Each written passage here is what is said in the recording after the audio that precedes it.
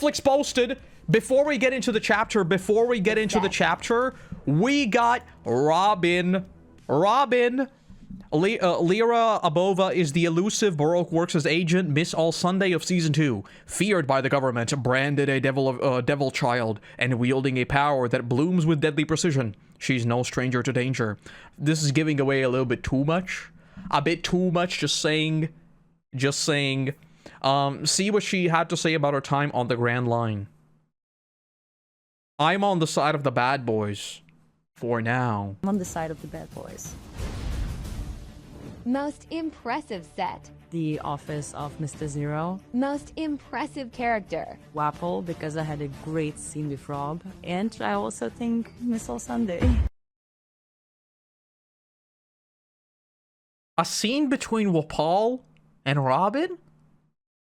Where could that even happen? Is she like an... Wait, hold up. Is she an assassin for the Straw Hats even before we reach like Whiskey Peak or something? She could be dispatched as a spy or like an assassin on them super early. That's sus. Very, very sus. I've got no idea what that's gonna look like though. She's trailing them after destroying Whiskey Peak. That's the only thing that makes sense to me. Or maybe she interrogates him after the Straw Hats. It could be that the Straw Hats beat up Wapal, and then she swoops in and interrogates him. And that's what brings us to, maybe she even hears that, that Luffy is Monkey D. Luffy. You know what? It could be that the Straw Hats beat up Wapal, then, they sail away, and she swoops in and talks to Wapal, and he says, oh, it's some kind of Monkey D. Luffy. And then she's like, Monkey D. Luffy. Something like that. I think it's the other way around, gives the tip for something so the Wapal attacks them. Could also be that. What prop are you taking home? The latex black coat and the boots, the whole outfit, and the wig too. Everybody wants to take this piece home. Advice for your character. Don't see the worst in people. You don't have to hate people just because they hated you. Based. It's not a crime to exist. It's not a crime to exist. Always remember that panel from the GOAT. I just wish that she would find her place, or peace rather. Just wish that she would find her peace. What will you miss the most? I of course will miss the people and the excitement and so much love. It's kind of bittersweet to leave. What did you learn? It's actually not about the One Piece. It's about the adventure. It's about the people you meet. It's about the... She came up with the same theory. Also, latex black coat. Yeah, I think they're going to be moving it up a little bit earlier, maybe. Maybe her main outfit is not going to be like the white thing that we see her originally. Maybe it's already going to be like the long black coat. Who knows? Who knows? But yeah, she has landed on the same theory that we have all had. That it's the friends we... Yeah, exactly. That's why the One Piece is the friends we made along the way. The troubles you conquer together. It's an incredibly beautiful message. I guess that's it. I'm on the side of the bad boys. I mean, there it is. There it is. Or I guess they could extend, Wait, but wasn't her outfit white? I'm pretty sure this whole thing was white. Why is it black here? Oh, they could be changing this up a little bit. Maybe. Maybe. But yeah, there it is. There it is. Obviously, the Wapal Robin thing. That's interesting. That's interesting. That's very, very interesting. Gonna have to wait and see what's going on with that. What do you think they're cooking up with these videos? Big deal. There's still at least 10 more actors to make this video. I think this is, this could be nothing, but I think it's not. I think they're building up towards something very big. Because, like, on one hand, these videos are incredibly easy to make, incredibly cheap. Like, this is literally 60 seconds long, right?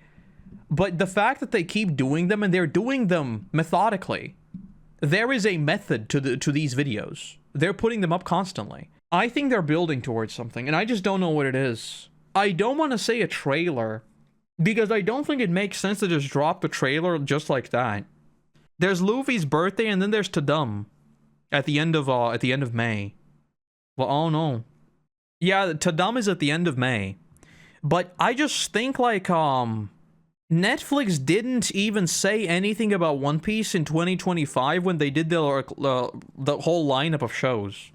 And I still think that Netflix doesn't want to drop Avatar, One Piece, and Stranger Things at the same time.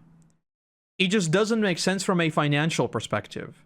Because, whatchamacallit, Stranger Things is a big ticket item for Netflix. So ideally, if I was making the money decisions, I would space out One Piece, Avatar, and Stranger Things by at least a month. Because these are all big ticket items, and I would want you to give me 3 months of your money. So I would release Stranger Things, then a month later I would release One Piece, and then a month later I would release Avatar, right? Just makes sense.